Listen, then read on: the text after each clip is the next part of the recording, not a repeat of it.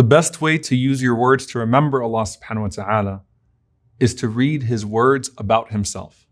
And that's why the Quran, the frequently recited book, is the best form of dhikr. It is the best form of remembrance. SubhanAllah, if you look at all of the other adhkar that we have covered, and they are all beautiful, you will find that they are multiplied in the context of the Quran. Meaning, if you go through the Quran, you will read these adhkar naturally.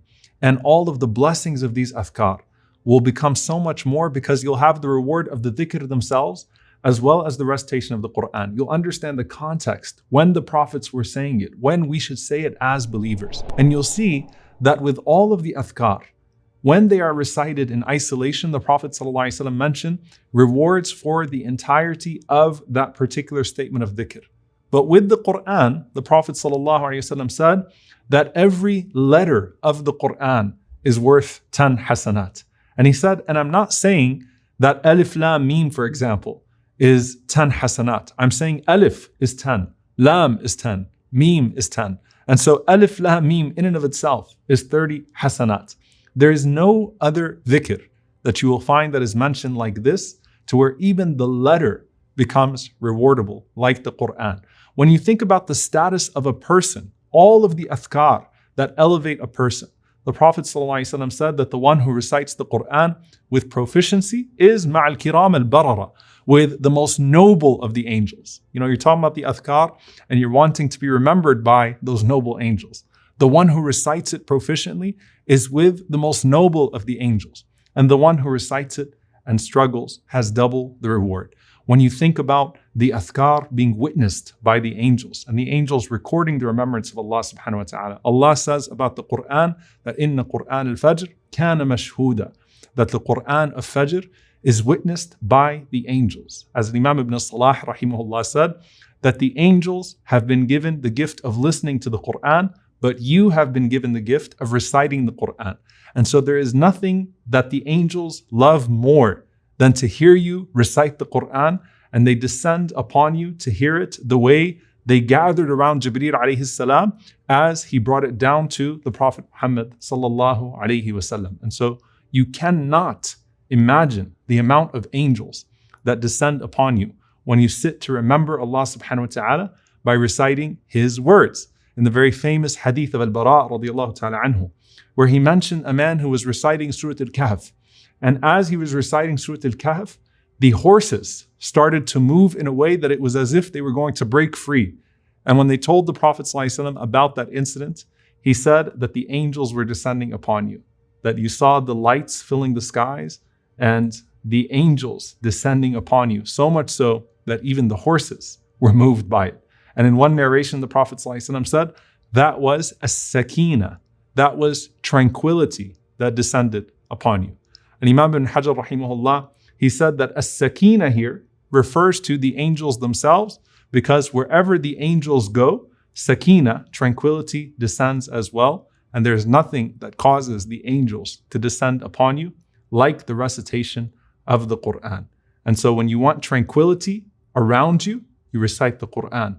When you want tranquility in your heart, you recite the Quran. And when Allah Azza wa Jalla says, "Ala bi dhikrillahi tatma'innul qulub," that verily in the remembrance of Allah do hearts find satisfaction, nothing is going to bring that satisfaction to the heart like the Quran, the best of all dhikr, the best of all remembrance. And subhanAllah, we find in another narration, the Prophet ﷺ said the opposite also, that a person who doesn't have any of the Quran in their heart is like al-bayt al-kharib, is like a destroyed home. They're completely in shambles when they don't have the Quran in their heart and committed to their recitation and are committed to it in their practice. As for your status, Rasulullah ﷺ said, "Inna Allah yarfa'u bihadha al-kitabi aqwaman wa yada'u bihi akharin." That verily Allah subhanahu wa ta'ala honors people with this book and He humiliates others. What does that exactly look like? In this life, the Prophet ﷺ said that you should only envy two people, that there is no hasad, no envy, except in the case of two.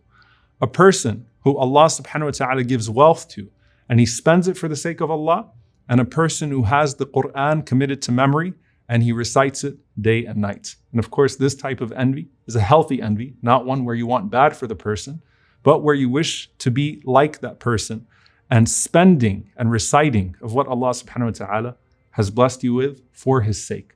That's in this dunya. On the Day of Judgment, there is no other dhikr like the Quran, for the Quran comes forth as an intercessor on your behalf, arguing on your behalf in front of Allah subhanahu wa ta'ala.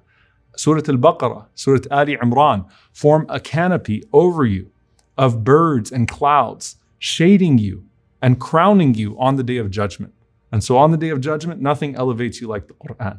And finally, in Jannah, when you talk about trees and treasures, Rasulullah sallallahu alaihi wasallam said that it will be said to the person, read and recite up until the last verse that you have committed to memory. And so when you talk about elevation, how many ayat, how many letters are there in the Quran? Memorize as much as you can, recite as much as you can, and that is the ability that you have to reach the highest rank in Jannah bi'idhnillahi ta'ala. And subhanAllah, it is a healing for us in every single way. Shifa'un lima fis sudur. A healing for that which is in our hearts. And even when it comes to physical healing, there is nothing that heals like Surah Al-Fatiha. And the Prophet ﷺ taught us to read it over ourselves to heal. And he even allowed us to read it over others to heal them. When it comes to protection, there is nothing like the last 3 quls of the Quran. There is nothing like Ayatul Kursi. And the Prophet ﷺ, when he received the last 2 verses of Surah Al-Baqarah, Jabir ibn Abdullah radiallahu ta'ala anhu said, they were sufficient for us at night. So the best form of dhikr at night is the recitation of the end of the Quran. And is there a restriction to how much you should recite the Quran? SubhanAllah, you find it in your salah. You find it after your salah. You find it throughout the day and night. You find it as the rope of Allah. You find it as the trustworthy handhold. You find that the people of the Prophet ﷺ, the greatest generation, were described as Ahlul Quran, the people of Quran. And they are the most beloved people to Allah subhanahu wa ta'ala. And you find that the companions were up at night, especially in the last third, reciting the book of Allah subhanahu wa ta'ala and connecting themselves to Allah subhanahu wa ta'ala. And in that process, if you think about the Quran, not only are all other forms of dhikr embedded in the Quran, but the best thing that you could do with the Quran is to pray, is to go back to Allah subhanahu wa ta'ala and to immerse your entire body in a form of dhikr. And this is where you find yourself in the closest position to Allah subhanahu wa ta'ala. When every part of your body is in a state of dhikr and you're remembering Allah subhanahu wa ta'ala with His word, what better place could you be in than in that place with Allah subhanahu wa ta'ala? And so this Quran is your greatest sustenance. This is what determines your station in this life and the next. This Quran is your salvation. This Quran is the way that you cling to Allah subhanahu wa ta'ala. This Quran is the way that you learn about Allah. This Quran is how you remember Allah. This Quran is how you hope to be resurrected in front of Allah subhanahu wa ta'ala.